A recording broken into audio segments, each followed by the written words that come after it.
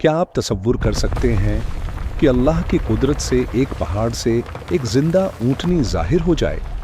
यह कोई जादू नहीं था, बल्कि अल्लाह का एक अजीम मौजज़ा था, जिसे कुरान नक़त अल्लाह की ऊंटनी के नाम से याद करता है। लेकिन दोस्तों, ये वाक़या सिर्फ एक ऊंटनी की नहीं है। ये वाक़या है एक ऐसी कौम का जो अपनी टेक्नोलॉजी पर इतना फख्र करती थी कि उन्हें लगता था उन्हें कोई ताकत तबाह नहीं कर सकती। बिल्कुल आज के दौर की तरह, जहां इंसान अपनी स्काई स्क्रैपर्स और इन्वेंशंस पर इतराता है। उन्हें नहीं पता था कि उनकी यही टेक्नोलॉजी उनका कब्रिस्तान बनने वाली है। आइए देखते हैं कि कैसे उनका उरूज उनके ज़वाल का सबब बना। कुरान बताता है कि कौम आद की तबाही के बाद अल्लाह ने कौम समूद को जमीन पर इक्तिदार दिया। ये लोग अरब के इलाके हिज्र में रहते थे, जहां आज के दौर में सऊदी अरब के शुमाली और जॉर्डन के करीबी इलाके शामिल माने जाते हैं। कुरान के मुताबिक कौम समूद बहुत ताकतवर थी। ये लोग मैदानों में आलीशान इमारतें बनाते और पहाड़ों को तराश कर अपने घर बसाते थे। अल्लाह ने उन्हें बागात, चश्मे, खेती बाड़ी और लंबी उम्रें अता की थीं, लेकिन ये नेमतें उन्हें शुक्रगुजार बनाने के बजाय मगरूर बना गईं। उन्होंने अल्लाह को भुला दिया और पत्थर के बुतों की इबादत शुरू कर दी। वो कहते थे, हमसे ज्यादा ताकतवर कौन है? तफासीर में आता है कि ये लोग अपनी मजलिसों में बैठकर कौम आद का मजाक उड़ाया करते थे। वो कहते थे, आद वाले बेवकूफ थे जो रेत पर घर बनाते थे। हम होशियार हैं, हम पहाड़ों को काट कर घर बनाते हैं ताकि कोई तूफान हमें हिला न सके। उनका गुरूर आसमान को छू रहा था। वो गरीबों पर जुल्म करते और फख्र से कहते, मौत हमरा कुछ नहीं बिगाड़ सकती। जब उनकी बगावत हद से बढ़ गई तो अल्लाह ने उन्हीं में से एक शख्स को नबी बनाकर भेजा, हजरत सालेह अलैहिस्सलाम। हजरत सालेह अलैहिस्सलाम ने फरमाया, ऐ मेरी कौम, सिर्फ अल्लाह की इबादत करो, उसके सिवा तुम्हारा कोई माबूद नहीं। ये बुत तुम्हें न फायदा दे सकते हैं और न नुकसान।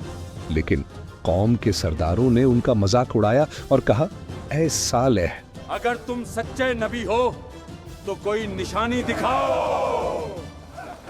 उन्होंने सिर्फ निशानी नहीं मांगी, बल्कि उन्होंने हजरत सालेह अलैहिस्सलाम को फंसाने के लिए एक नामुमकिन शर्त रखी। उन्होंने एक खास सख्त चट्टान की तरफ इशारा किया और कहा, अगर तुम्हारा रब सच्चा है तो इस ठोस पत्थर के अंदर से एक ऊंटनी निकालो जो गाभिन हो और निकलते ही बच्चा जने। उनका मकसद ईमान लाना नहीं था, बल्कि हजरत सालेह अलैहिस्सलाम को लोगों के सामने रुस्वा करना था। हजरत सालेह अलैहिस्सलाम ने अल्लाह से दुआ की और अल्लाह ने अपनी कुदरत का मौजज़ा दिखा दिया। तफसीरों के मुताबिक अल्लाह के हुक्म से पहाड़ फटा और उसमें से एक जिंदा ऊंटनी जाहिर हुई, बिल्कुल वैसी ही जैसी कौम ने मांगी थी। कुरान इस ऊंटनी को नक़त अल्लाह के नाम से याद करता है। अल्लाह की ऊंटनी एक खुली निशानी। हजरत सालेह अलैहिस्सलाम ने फरमाया, ये अल्लाह की ऊंटनी है, इसे अल्लाह की जमीन पर चरने दो और इसे कोई तकलीफ न देना, वरना तुम पर दर्दनाक अजाब आ जाएगा। अल्लाह ने उनका इम्तिहान लिया। कुरान के मुताबिक पानी की बारी मुकर्रर कर दी गई। एक दिन पूरा पानी ऊंटनी पीती थी और दूसरे दिन कौम के लोग।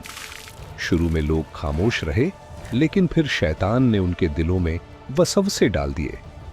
कुरान बताता है कि शहर में 9 बदकिरदार सरदार थे जो फसाद फैला रहे थे। उन्होंने मिलकर फैसला किया कि अल्लाह की इस निशानी को कत्ल कर दिया जाए। कुरान के मुताबिक उन्होंने ऊंटनी को जख्मी किया और कत्ल कर दिया। कुछ रिवायतें यह भी बयान करती हैं कि ऊंटनी का बच्चा भी था, लेकिन यह बात कुरान से साबित नहीं। तफासीर और तारीखी रिवायात में आता है, जब उन्होंने ऊंटनी पर हमला किया तो ऊंटनी ने एक दर्दनाक आवाज निकाली जो पूरे शहर में गूंज गई। उसका बच्चा अपनी मां को खून में लथपथ देखकर पहाड़ की तरफ भागा और वहां जाकर उसने 3 बार आसमान की तरफ मुंह करके फरियाद की। ये उनकी तबाही का फाइनल सिग्नल था। जब हजरत सालेह अलैहिस्सलाम को इस जुर्म का पता चला तो उन्होंने फरमाया, अब अपने घरों में 3 दिन तक रह लो, यह अल्लाह का वादा है जो झूठा नहीं होगा। कुरान सिर्फ 3 दिन की मोहलत का जिक्र करता है। तफसीरों के मुताबिक इन 3 दिनों में उनके चेहरों के रंग बदलते रहे। तफसीर इब्न कसीर, तफसीर तबरी और कससुल अंबिया में है कि पहले दिन उनके चेहरे पीले हो गए, दूसरे दिन लाल, तीसरे दिन काले।